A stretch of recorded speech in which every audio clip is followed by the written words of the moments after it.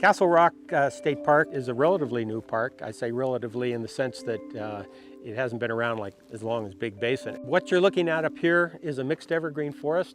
There's Doug fir over there. The trees without any leaves are black oak. We have some madrone over here. And as we go along, we'll point out some other things.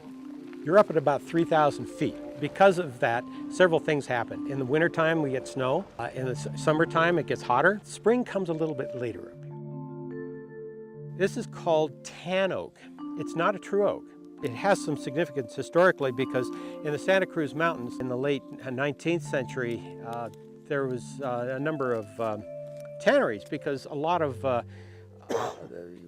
they didn't have the synthetics that we have today, obviously, so a lot of leather was used. And to make tan hides, they would take the bark off of this tree because it's high in tannic acid and use it to tan hides. Tan oak is not commercially usable, but there's a lot of parents that still like to tan hides.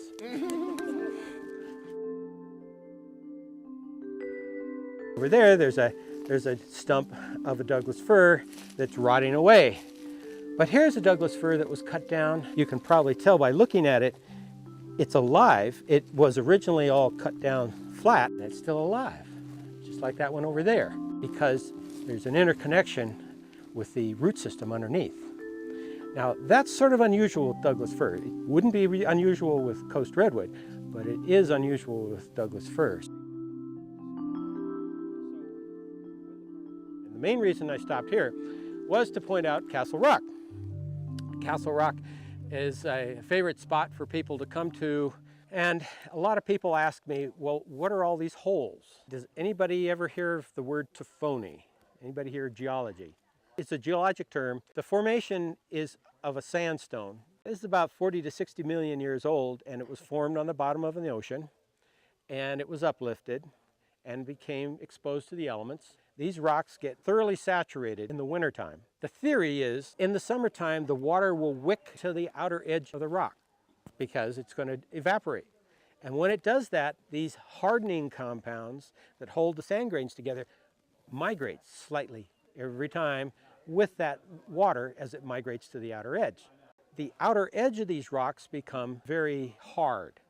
The softer interior is exposed to the outer elements. And you get this, what's referred to as a differential erosion.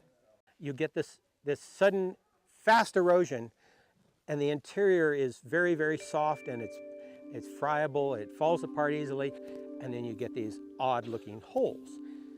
And you get this, what's called fretworks.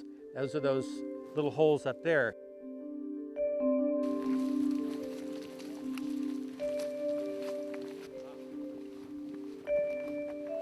This is the upper end of Kings Creek, which flows into the San Lorenzo River.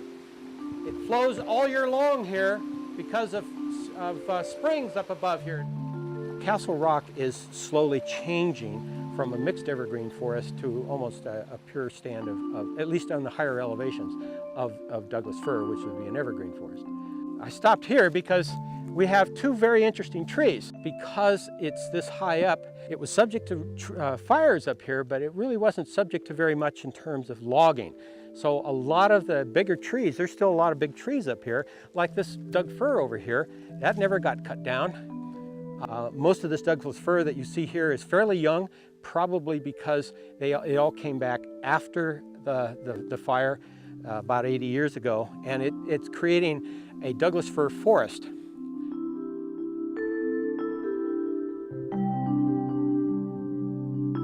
You've probably noticed that we've come into a different vegetation type.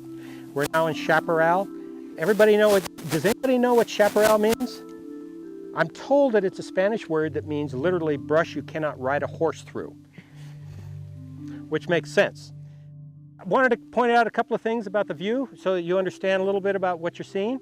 That big long mountain out there, that's the Ben Lomond Mountain, or sometimes called the Empire Grade. And at the end of it is where Lockheed is. There was a Lockheed fire last year, if you remember. Over there, if you look real carefully, and you'll have other chances to see this, you'll get to see the Monterey Bay, where Pacific Grove is. Now keep in mind, that's the ocean. Am I pointing west or am I pointing south? South. Exactly. A lot of people think, oh, if it's the ocean, it's got to be to the west. No, sir. No, ma'am.